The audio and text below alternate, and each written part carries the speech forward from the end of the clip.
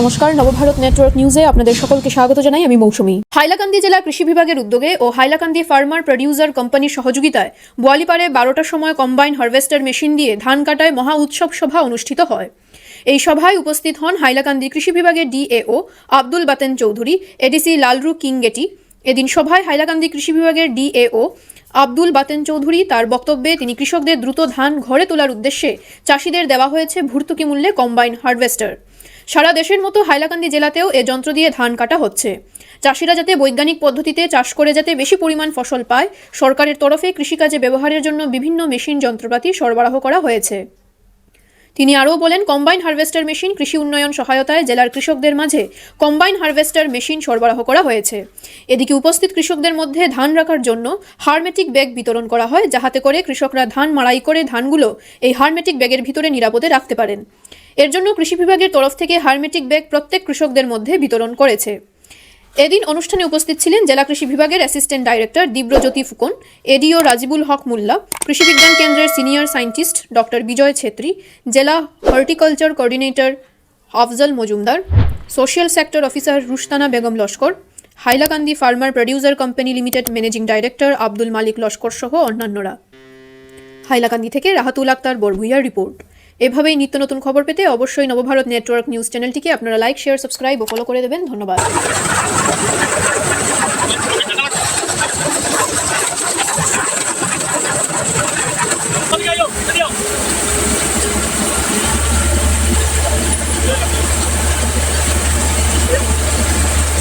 তার জন্য আজকাল কম্বাইন হারভেস্টার আসছে।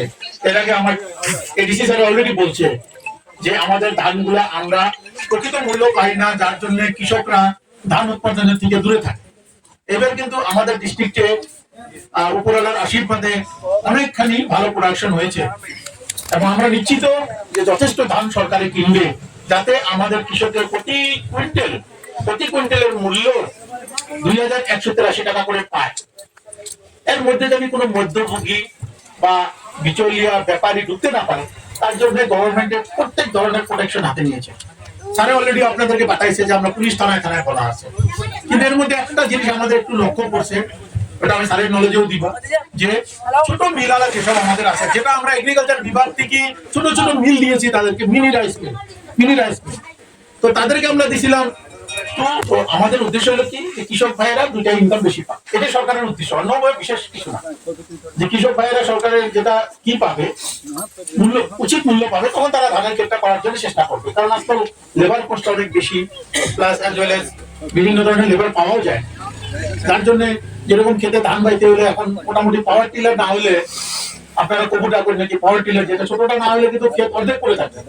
এটা আমাদের এখন আইডিয়া, যার জন্য যথেষ্ট পরিমাণ আমি থাকা অবধি যথেষ্ট আমি হাইলাকান্দি ডিস্ট্রিক্টে এই আপনার পাওয়ার টিলারটা ছোট গাড়িতে দেওয়া হয়েছে এবং ওর ট্র্যাক্টরে দেওয়া আছে।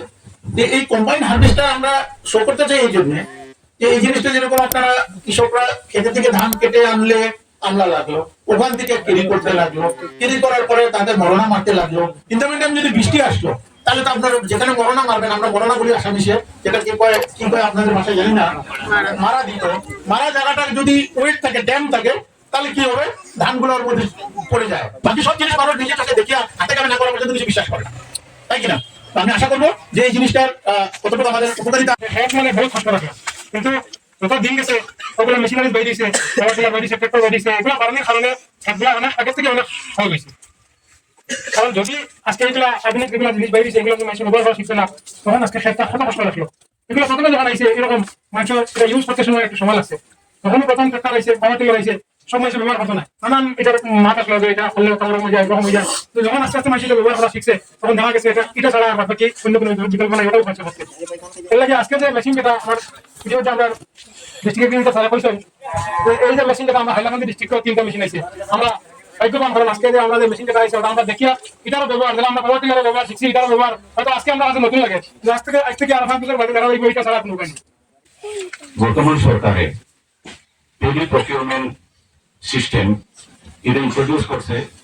আমরা এখন বর্তমান রেজিস্ট্রেশন চলে আর প্রকিউরমেন্টও শুরু হয়ে গেছে। আমরা পেডি প্রকিউরমেন্ট সেন্টার বোয়ালিপাড় একটা সেন্টার আছে, আর 2 নম্বর লালা এফএসসি এফসিআই গোডাউনে আছে।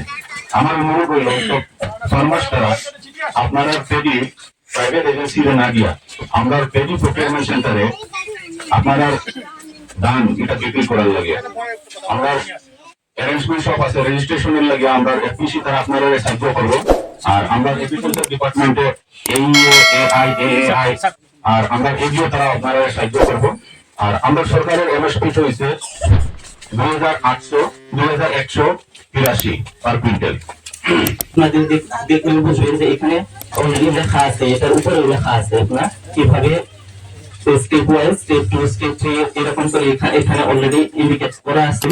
এভাবে রাখার পর যেভাবে এয়ার টাইট করার পর এখানে ফুললি এয়ার টাইট আর বাইরে থেকে কোনো ধরনের এরেশন প্রবলেম হবে না। তো তার জন্য কোনো ধরনের মাইক্রোবস না হলে ইনসেক্টসের কোনো ধরনের অ্যাটাকার ড্যামেজ এখানে হওয়ার সম্ভাবনা থাকে না।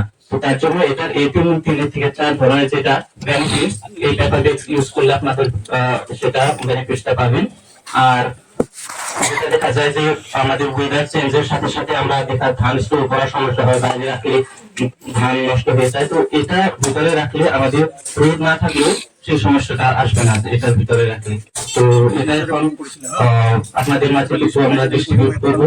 আমাদের অফিসের মধ্যে কিছু রাখা আছে, আপনাদের যদি প্রয়োজন হয় রাখবেন। আর রিসেন্টলি যেটা আমাদের পেডি প্রকিউরমেন্ট চলতেছে, মানুষের কমপ্লেইন মাঝে সময় আমরা শুনি যে আমরা